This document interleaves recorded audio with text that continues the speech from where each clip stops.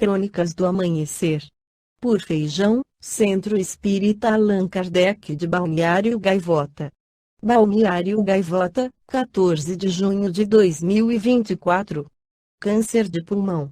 80% das mortes no Brasil têm relação com tabagismo. Parte 1. O risco aumentado de desenvolver câncer de pulmão entre fumantes já está consolidado na literatura médica e, embora o tabagismo esteja em queda no Brasil nas últimas décadas, os impactos da dependência continuam sendo graves. Um estudo divulgado nesta quinta-feira, 16, pela Fundação do Câncer mostrou que o cigarro é responsável por 80% das mortes de homens e mulheres por tumores pulmonares no país. As projeções do Instituto Nacional de Câncer, INCA, apontam que, neste ano, devem ser diagnosticados 18 mil novos casos em homens e 14 mil casos em mulheres. Estima-se que 12% da população adulta seja consumidora de algum tipo de derivado do tabaco. O estudo, que utilizou dados públicos sobre os óbitos pela doença, mostrou que o quadro é mais grave no sexo masculino, que chega a ter 85% das mortes pelo tumor relacionados ao hábito de fumar. Além dos danos à saúde, o câncer de pulmão também leva repercussões econômicas.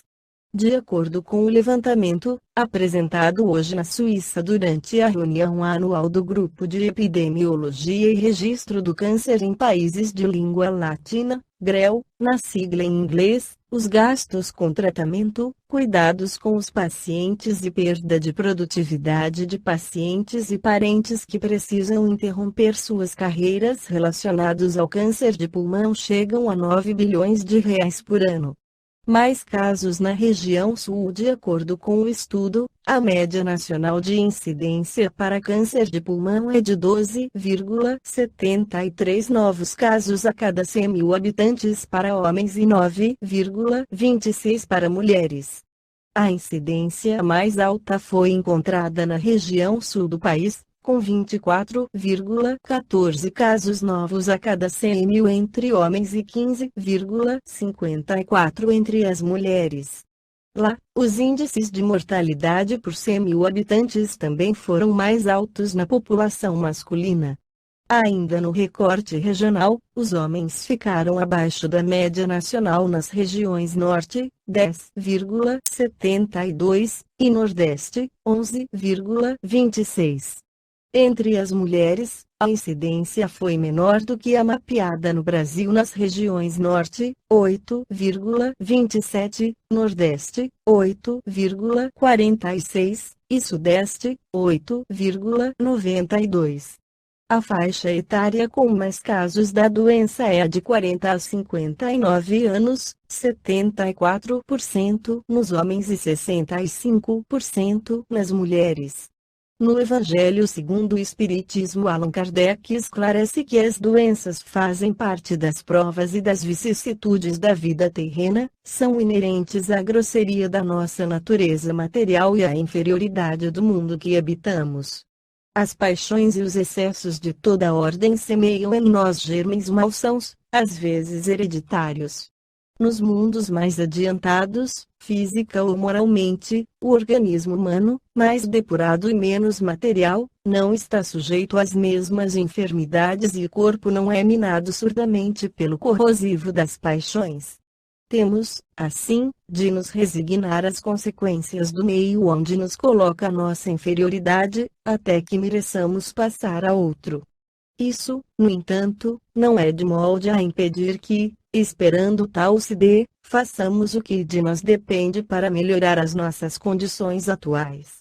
Se, porém, malgrado aos nossos esforços, não o conseguirmos, o Espiritismo nos ensina a suportar com resignação os nossos passageiros males. Se Deus não houvesse querido que os sofrimentos corporais se dissipassem ou abrandassem em certos casos, não houvera posto ao nosso alcance meios de cura. A esse respeito, a sua solicitude, em conformidade com o instinto de conservação, indica que é dever nosso procurar esses meios e aplicá-los. A par da medicação ordinária, elaborada pela ciência, o magnetismo nos dá a conhecer o poder da ação fluídica e o espiritismo nos revela outra força poderosa na mediunidade curadora e a influência da prece. Segue Allan Kardec. Há quem conteste a eficácia da prece, com fundamento no princípio de que, conhecendo Deus as nossas necessidades, inútil se torna expor-lhes. E acrescentam os que assim pensam que, achando-se tudo no universo encadeado por leis eternas, não podem as nossas súplicas mudar os decretos de Deus. Sem dúvida alguma há leis naturais imutáveis que não podem ser abrogadas ao capricho de cada um, mas, daí a crer-se que todas as circunstâncias da vida estão submetidas à fatalidade, vai grande distância. Se assim fosse, nada mais seria o homem do que instrumento passivo, sem livre-arbítrio e sem iniciativa. Nessa hipótese, só lhe caberia curvar a cabeça ao jugo dos acontecimentos, sem cogitar de evitá-los, não devera ter procurado desviar o raio. Deus não lhe outorgou a razão e a inteligência, para que ele as deixasse sem serventia, a vontade, para não querer, a atividade, para ficar inativo.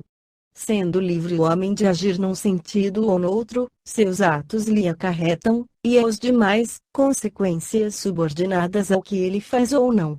Há, pois, devidos à sua iniciativa, sucessos que forçosamente escapam à fatalidade e que não quebram a harmonia das leis universais, do mesmo modo que o avanço ou o atraso do ponteiro de um relógio não anula a lei do movimento sobre a qual se funda o mecanismo.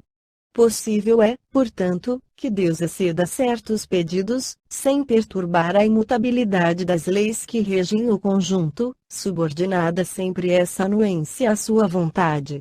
Desta máxima, concedido-vos será o que quer que pedirdes pela prece, fora ilógico deduzir que basta pedir para obter e fora injusto acusar a providência se não acede a toda súplica que se lhe faça, uma vez que ela sabe, melhor do que nós, o que é para nosso bem. É como procede um pai criterioso que recusa ao filho o que seja contrário aos seus interesses. Em geral, o homem apenas vê o presente, ora, se o sofrimento é de utilidade para a sua felicidade futura, Deus o deixará sofrer, como o cirurgião deixa que o doente sofra as dores de uma operação que lhe trará a cura. O que Deus lhe concederá sempre, se ele o pedir com confiança, é a coragem, a paciência, a resignação. Também lhe concederá os meios de se tirar por si mesmo das dificuldades, mediante ideias que fará-lhe surgiram os bons espíritos, deixando-lhe dessa forma o mérito da ação. Ele assiste os que se ajudam a si mesmos, de conformidade com esta máxima, ajuda-te, que o céu te ajudará. Não assiste, porém, os que tudo esperam de um socorro estranho, sem fazer uso das faculdades que possui. Entretanto, as mais das vezes, o que o homem quer é ser socorrido por milagre, sem despender mínimo esforço. Esta foi a crônica do amanhecer de 14 de junho de 2024. Por Alfredo Feijão Lopes.